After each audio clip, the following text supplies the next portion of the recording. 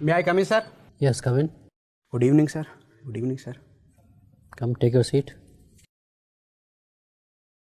Thank you, sir. Chetan Kumar Meena. Yes, sir. कुछ अपने विषय में हमें बताइए। सर, मेरा नाम चेतन कुमार मीना है। मैं राजस्थान के दौसा ज़िले से संबंधित हूँ। मैंने अपनी स्कूलिंग अपने गृह ज़िले से की। उसके पश्चात मैंने राजस्थान यूनिवर्सिटी में महाराजा कॉलेज से बीएससी किया। तत्पश्चात मैं आयकर विभाग में निरीक्षक के रूप में कार्य कर रहा हूँ। सिविल सर्विसेज ज्वाइन करने की प्रेरणा कहाँ से मिली आपको? सर, सिविल सर्विसेज करने की प्रेरणा 2-3 जगह से मिली सर। पहली प्रेरणा सर, मेरे गांव में एक कैंप आयोजित हुआ था सर। तो वहाँ पे एक कलेक्टर आए थे सर। तो सर उनको देखा था सर कि वो जैसे प्रॉब्लम सॉर्ट आउट कर रहे थे लोगों की। लोग उनको दुआएं भी दे रहे थे सर। और एक हमारे गांव में लाइट नहीं आई थी सर 6 महीने से। सर उनके एक आदेश के बाद लाइट आ गई थी सर। उसके पश्चात सर मैं एक छात्रावास में रहा जो सिविल सर्वेंट्स के द्वारा ही संचालित था। तो सर उनका पर्सनल गाइडेंस भी सर मिलता रहा। तो सर एक जिज्ञासा सी सर और प्रेरणा लगातार मन में आती रही। तो सर एक सपना सा बन गया कि सिविल सर्विसेज ज्वाइन करना। चेतन जी, अगर मान लीजिए जाए आपको एयर इंडिया का चेयरमैन कम मैनेजिंग डायरेक्टर बना दिया जाए और सरकार ने जो निर्णय लिया है 76% जो स्टेक्स है, हाँ, जिस इन्वेस्टमेंट में हम निवेश में ले जाएंगे हम, तो as CMD of the company सरकार के इस निर्णय से आप खुश होंगे या नहीं? सर, एज ए CMD मैं सरकार के इस निर्णय से खुश होऊंगा सर। क्यों? सर इसकी वजह है कि सर जो एयर इंडिया है सर वो लगातार घाटे में चलती आ रही है। हमने काफ़ी प्रयास किए एज ए CMD, उसके बाद भी हम उसको लाभ की स्थिति में नहीं ले पा रहे हैं। सरकार ने सर 2012 में एक प्रोत्साहन भी दिया था सर 30,000 करोड़ का। उसके बावजूद भी सर हम उसको जो लॉस है सर उसको कवर नहीं कर पाए सर। तो सर ये सस्टेन नहीं है कि हम लगातार घाटे में चलते रहें सर। अभी सर 50,000 करोड़ का घाटा है सर लगभग। तो सर इसको हम कैरी आउट आगे सर कैरी नहीं कर सकते सर। तो ये निर्णय सर एक बेहतर निर्णय है सर। बट आपको लगता नहीं है कि हम बाजारीकरण जिसको कहते हैं उसकी ओर दौड़ रहे हैं हम लोग? एक सरकारी संस्था थी, महाराजा के नाम से ये जाना जाता था, पूरे विश्व में हमारा नाम था कि साहब ये महाराजा मतलब ये एयर इंडिया है ये, और इसको हम फिर प्राइवेटाइज कर रहे हैं, अपने हाथ से बाहर जाने दे रहे हैं। इससे हमें क्या फ़ायदा होगा? सर हमें ये फ़ायदा होगा कि सर हमारी जो रिसोर्सेज अब सर हम लॉस पूरा कर रहे हैं सर उसको अदर सेक्टर में लगा पाएंगे। और सर जो आज प्राइवेट सेक्टर का ज़माना है सर, जो प्राइवेट एयरलाइंस है सर वो और बेहतर रिजल्ट दे रही है सर। वो अच्छी सर्विसेज उपलब्ध करवा रही है सर जो एयरलाइंस है सर। तो ये सर सरकार के लिए फ़ायदेमंद होगा सर। और इसके डिसइन्वेस्टमेंट से सर जो पैसा आएगा सर वो अदर जो सोशल वर्क है सर उनमें खर्च कर सकते हैं सर। आपने अपने कर्मचारियों का नहीं सोचा है, उनका क्या होगा भविष्य? हाँ यस सर, कर्मचारियों के लिए सर एक व्यवस्था की जा सकती है सर कि या तो उन्हें एक छोटा कोर्स करवा कर सर स्किल डेवलपमेंट सर उन्हें किसी अन्य PSU में सर उनको नियुक्ति की जा सकती है सर। और उनके लिए सर स्वैच्छिक सेवानिवृत्ति की सर और एक आकर्षक पैकेज देकर सर उनके लिए व्यवस्था की जा सकती है। और सर जो निजी क्षेत्र होगा सर जो एयरलाइंस को सर बाई करेगा सर तो वहाँ भी उनको रख सकते हैं सर। आप अपने को एक सेकंड के लिए उनके पोजीशन में ला के देखिए। आप तो CMD हैं, आपने तो कह दिया कि भाई उनके लिए हम गोल्डन हैंडशेक कर दीजिए, उनको विदा कर दीजिए, उनको स्किल डेवलपमेंट करके कहीं और लगा दीजिए। लेकिन अगर जो व्यक्ति उसमें काम कर रहा है एक संस्था में, उसका पूरा भविष्य, उसके परिवार का पूरा भविष्य उसके साथ जुड़ा हुआ है, सडनली उसको आप दे दीजिएगा गोल्डन हैंडशेक, ये तो उचित नहीं होगा आपके लिए। सर यहाँ समस्या ये है कि हम जो लगातार घाटे में जो कंपनी है उसको वैसे भी आगे बहुत ज़्यादा जारी नहीं रख सकते सर। दूसरा है कि जहाँ तक कर्मचारियों की समस्या है सर उसका समाधान अन्य क्षेत्रों में जो अन्य PSU है सर वहाँ उनको नियुक्त किया जा सकता है सर। और सर चलिए, भारत सरकार ने क्या निर्णय लिया है इस पर? अभी भारत सरकार ने एयर इंडिया को जब डिसाइड किया कि 76% इसको हम डिसइन्वेस्ट कर देंगे, तो हमारे कर्मचारियों का क्या होगा, इस पर कोई निर्णय लिया है? जानकारी है आपको? सॉरी सर, मुझे जानकारी नहीं है सर। ठीक। चेतन जी, यस सर। आप तो इनकम टैक्स इंस्पेक्टर है ना? Yes sir. ये डायरेक्ट और इनडायरेक्ट टैक्स क्या अंतर है? सर डायरेक्ट टैक्स का मतलब है कि जिस व्यक्ति पर कर आरोपित हुआ है वही व्यक्ति उसके भुगतान के लिए प्रत्यक्ष रूप से उत्तरदायी है। सर इनडायरेक्ट में है कि कर किसी अंतिम रूप से कर किसी अन्य व्यक्ति पर लगता है जबकि उसका भुगतान कोई और व्यक्ति करता है। अच्छा, ये जैसे भारत में केंद्र है और राज्य है, यस सर। इसमें टैक्स का बंटवारा कैसे होता है? सर इसमें केंद्र के जो सर कर है सर, उनके बंटवारे के लिए सर वित्त आयोग गठित होता है सर, संविधान के अनुच्छेद 280 के तहत।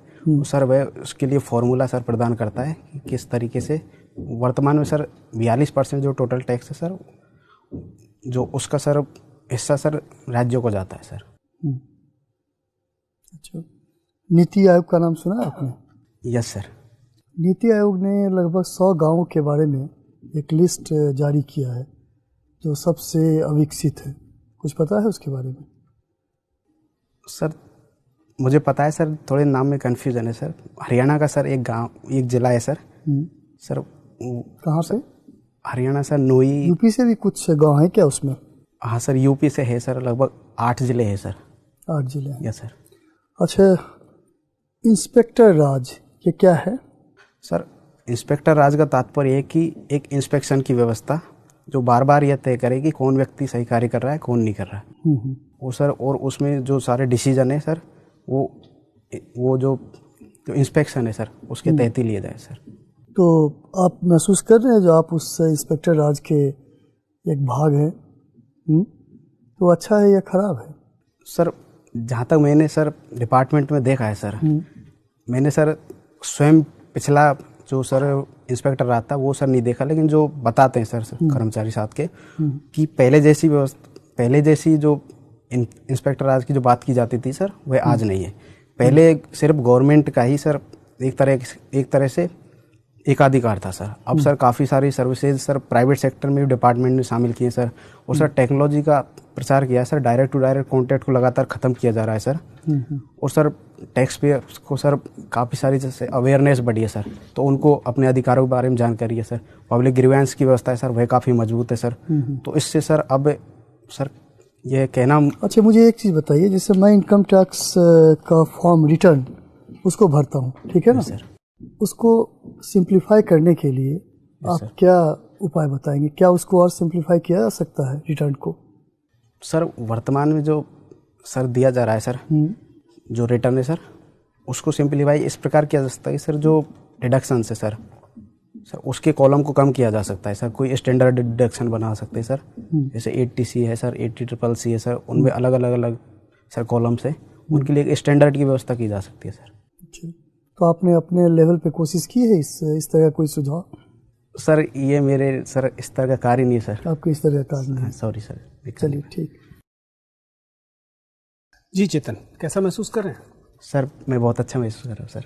अच्छा, आपने तो काफ़ी चीज़ों का अध्ययन किया। मुझे बताइए कि जो इनकम टैक्स में जो कमिश्नरेट सिस्टम होता है, जिसमें कि इनकम टैक्स विभाग का ही एक अधिकारी अपने ही विभाग के विरुद्ध जो शिकायतें आती हैं, जो उनकी सुनवाई करता है। Yes sir. ये तो नेचुरल जस्टिस जो है, प्राकृतिक न्याय है, उसके सिद्धांत का ही साफ साफ उल्लंघन लगता है कि इनकम टैक्स का जो कमिश्नर है वो ही अदालत लगा के बैठा हुआ है, उसी के विभाग के खिलाफ कोई शिकायत आ रही है और वो फैसले कर रहा है। आपको लगता है ये कुछ अनैतिक है? सर अगर शब्द से इस बात को देखें तो सर जो प्राकृतिक न्याय है सर, उसके नियम पर खरा नहीं उतरता। लेकिन सर एक टेक्निकल फील्ड है सर।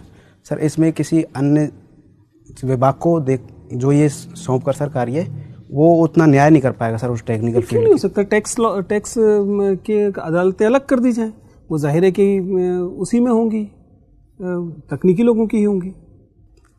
Sorry sir. आपका तो विभाग है। खैर, हिंदी साहित्य आपने ले रखा है, जबकि पढ़ा तो आपने साइंसेस थी। साहित्य क्यों लिया? सर साहित्य लेने के पीछे वजह ये थी सर कि सर मैंने BSc अपना ग्रेजुएट सर साइंस से किया सर। मैंने हिंदी माध्यम से किया था सर। मैंने सर बुक्स काफ़ी ट्राई की कि सर मुझे हिंदी में कुछ गुणवत्ता युक्त बुक्स मिल जाए सर सिविल सर्विसेज के लिए, लेकिन सर हिंदी में ऐसी बुक मिल नहीं पाई थी सर। तो सर मेरे कुछ सीनियर्स थे, उन्होंने सलाह दी कि आपको कोई और सब्जेक्ट तलाश करना चाहिए। फिर मैंने सर 2-3 सब्जेक्ट सर कुछ प्रारंभिक रूप से पढ़ कर देखे सर, तो मुझे हिंदी साहित्य सर वो उचित लगा। ऐसा लगा कि मैं इसके साथ न्याय कर पाऊँगा सर। ईमानदारी से बताइए जरा 4-5 किताबों के नाम बताइए जो कुंजियाँ या गाइड ना हो हिंदी की। Yes sir. जो आपने पढ़ी है? सर मैंने सर उपन्यास पढ़े। आलोचनात्मक पुस्तकों के नाम बताएंगे ना, अब ये थोड़ा ना कि आपने प्रेमचंद का गोदान पढ़ा हो तो पाठ्यक्रम में तो पढ़ेंगे ही। ऐसी हिंदी की ऐसी पुस्तकें जो कुंजियाँ या गाइड नहीं है और आपने पढ़ी। सॉरी सर, मैं नहीं पढ़ी थी सर, मैंने उपन्यास पढ़े थे सर। उपन्यास पढ़े, कौन सा उपन्यास आपने अच्छे से पढ़ा? सर मैंने गोदान पढ़ा है सर। चलिए उसके आवरण पृष्ठ का वर्णन दीजिए। सर उसमें सर गोदान उसमें नाम जिक्र है सर, उसके ऊपर सर एक फ़ोटो है सर होरी का सर। प्रेमचंद ने होरी का फोटो भेजा था? नहीं सर, प्रेमचंद ने नहीं भेजा सर, लेकिन जो मैंने पढ़ी थी सर, उसके ऊपर एक किसान का फोटो है या होरी का फोटो है? हाँ सर, किसान है सर, और वो किसान जो उसमें मुख्य चरित्र है सर वो होरी है सर, उसको मानकर वो किसान रिप्रेजेंट। अच्छा मुझे बताइए कि होरी मजदूरी करने क्यों नहीं चला जाता? गोबर तो बच गया, होरी मारा गया। सर होरी के पीछे समस्या थी सर, वह मर्जाद को सबसे ज़्यादा महत्व देता था कि किसानी में जो एक अहम का भाव है, जो ग्रामीण समाज जो किसान को महत्व देता है वो सर मजदूर को नहीं देता, मजदूर को एक हे दृष्टि से देखा जाता था सर।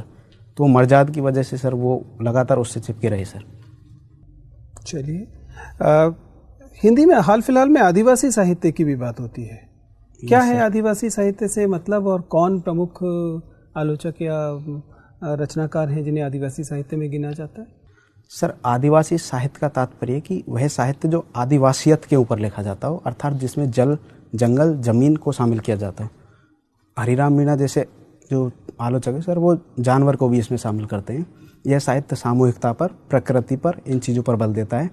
और सर हरिराम मीणा और सर वंदना टेटे और सर रणेंद्र और सर महुआ मांझी सर, इस प्रकार के इसमें साहित्यकार है सर। ठीक सर।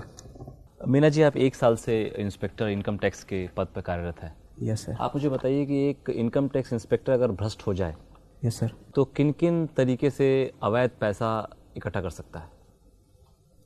सर अगर इंस्पेक्टर भ्रष्ट हो जाए तो सर वह बहुत ज़्यादा नहीं कर सकता सर, क्योंकि ये गजेटेड पोस्ट नहीं है सर। वो सर कोई भी काम सर ऐसा नहीं है जो वो खुद कर सकता हो, सब काम ईओ का मेन काम उसका असिस्ट करना है सर। इस बीच में वह हेरा फेरी कर सकता है सर। सर वह इस प्रकार कर सकता है कि सर कुछ इंस्पेक्शन के लिए भेजा सर, और वहाँ पे आप इंस्पेक्शन के लिए गए, वो जैसे जिसको भेजा वो आपको मिला भी, और आपने उससे कुछ मनी लिया और ऐसे वहाँ पे जाके बोल दिया कि वो व्यक्ति वहाँ पे मिला नहीं। सर इस प्रकार के गबन किए जा सकते हैं सर।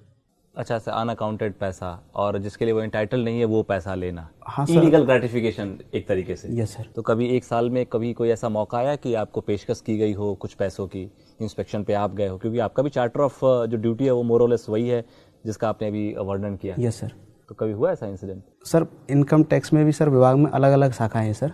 सर मेरा काम इंस्पेक्शन वाला नहीं था सर। अच्छा, तो आपका भी क्या काम है?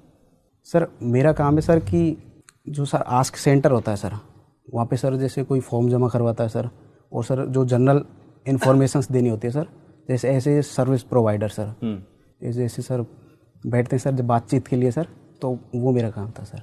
बेसिकली आपका काउंसलिंग? हाँ, काउंसलिंग वाला काम था। कोई मॉनेटरी ट्रांजैक्शन आपके टेबल से नहीं होता? हाँ सर। ठीक है। अच्छा मीना जी, आप मुझे अपने खामियों के बारे में बताएं। क्या ड्रॉबैक्स है? आपको क्या लगता है कि मेरे ये ड्रॉबैक्स हैं?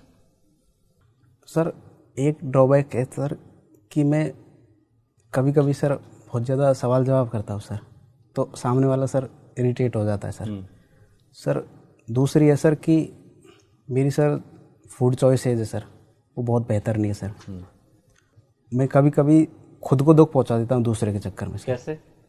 सर अभी कुछ दिन पहले की बात है सर, एक मेरा दोस्त था सर, उसको कुछ पैसे की ज़रूरत थी सर। मेरे खुद के पिताजी बीमार थे सर, उसके बीमार हुए एक्चुअली, तो मैंने उसको पैसे दे दिए, और जबकि मुझे खुद 3-4 दिन बाद उसके बाद ज़रूरत पड़ी थी सर, और मैं इस बात को जानता भी था, लेकिन मैंने इसलिए दे दिया कि शायद वो अरेंजमेंट नहीं कर पाएगा, लेकिन मैंने कहीं और से अरेंजमेंट सर कर लिया। ये तो अच्छा बात है, इसको आप कमी के रूप में चिन्हित कर रहे हैं। ये तो आपका स्ट्रेंथ है, किसी के काम आ रहे हैं सर। अगर मुझे सर कोई सर ऐसा होता सर जब मेरे को नहीं मिल पाता अगर सर वहाँ से किसी दूसरे सोर्स से पैसा, तो सर वो मेरे लिए बहुत डेंजर होता सर।